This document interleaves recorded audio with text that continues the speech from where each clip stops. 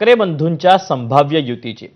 शरद पवारांना ठाकरे बंधूंच्या युतीची काहीही अडचण नाही असा दावा संजय राऊत यांनी केला। माझाच्या एक्सक्लुझिव्ह मुलाखतीत ते बोलत होते। मुंबईत मनसे आणि शिवसेना एकत्र लढण्याची शक्यता आहे असं देखील संजय राऊतांनी सांगितलं। तर काँग्रेसच्या हायकमांडशी युतीबाबत बोलणं सुरू असल्याची माहिती राऊतांनी दिली।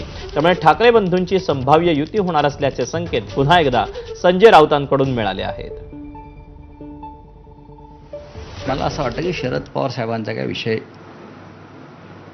तसं अडचणीचं नाही आहे। त्यांना महाराष्ट्राच्या भावना माहिती आहेत आणि दिल्लीतलं जे हायकमांड आहे, राहुलजी असतील, काँग्रेसचे अध्यक्ष असतील, मुंबई महाराष्ट्रात काय चाललं ही जशी आम्ही माहिती देतो दिली, तसं काँग्रेसचं राज्यातलं नेतृत्वही त्यांनाही माहिती देत असतं किंवा दिली असेल।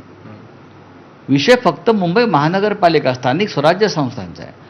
आम्ही इंडिया ब्लॉक म्हणून एकत्र आहोत, आम्ही महाविकास आघाडी म्हणून एकत्र आहोत। मुंबईमध्ये ताकद ही शिवसेनेचीच आहे, 100% ताकद ही विरोधी पक्ष म्हणाल तर शिवसेनेची आहे। भारतीय जनता पक्षाकडे एक विशिष्ट वर्ग आहे आणि पैसे आहेत आणि सत्ता आहे। मुंबईवर पगडा मराठी माणसाचा होता आणि राहील, तो त्यांना नष्ट करायचा आहे। त्यांनी सातत्याने ते प्रयत्न सुरू केले, तो आम्हाला टिकवायचा आहे। आणि हे काम फक्त राज ठाकरे आणि माननीय उद्धव ठाकरे हे दोन बंधू एकत्र आल्यावरच आपल्याला करता येईल, हे काँग्रेसलाही माहिती आहे। भाजप नेते मोहित कंबोज यांच्या विरोधात विरोधक चांगलेच आक्रमक झाले। व्यावसायिक मोहित कंबोज यांच्यावर वर्षा गायकवाड, सुषमा अंधारे, संजय राऊत यांनी